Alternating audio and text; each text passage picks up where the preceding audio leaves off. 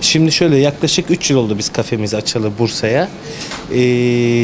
Böyle bir ihtiyaç olduğunu düşündük biz. Hani eskiye dönüş, eskiyi yaşatma, eskiyi hissetme, eskilerin anılarını tekrar yaşama gibi böyle bir düşünce oluştu ülkemizde. Biz de bunu nasıl yapabiliriz diye düşündük. Sonrasında böyle bir kafe projesi aklımıza geldi. 90'lar konseptinde güzel bir kafe açalım dedik. Bu kafeyi işletelim. Gelen misafirlerimiz de hem buradaki anılarını yaşasınlar, hem eskiye dönsünler, hem özlemleri giderilsin diye böyle bir düşündük ve tasarladık. Açtık. 3 yıldır da faaliyetini göstermekteyiz. Tabii kafemize ilgi var. Genelde o dönemi görmüş, o dönemi yaşamış, 90'ları yaşamış, 90'lar öncesini yaşamış abilerimiz, ablalarımız, kardeşlerimiz buraya geliyorlar. Buraları görüyorlar, duygulanıyorlar. Duygulandıkları zaman ağlıyorlar.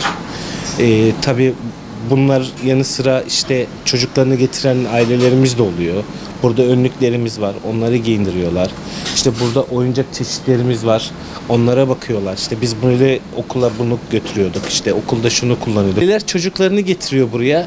Eskiden yaşadıkları anıları çocuklarına da anlatıyorlar. Eskiden işte atıyorum şuna ulaşmak çok zordu. Onun zorluğunu anlatıyorlardı. Burada bizim siyah ve mavi önlüğümüz var.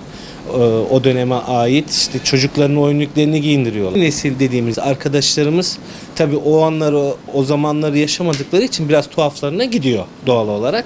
Ama tabii gelip burayı gördüklerinde, bu ambiyansı gördüklerinde, bu ortamı gördüklerinde mutlu oluyorlar. İlgilerini de çekiyor.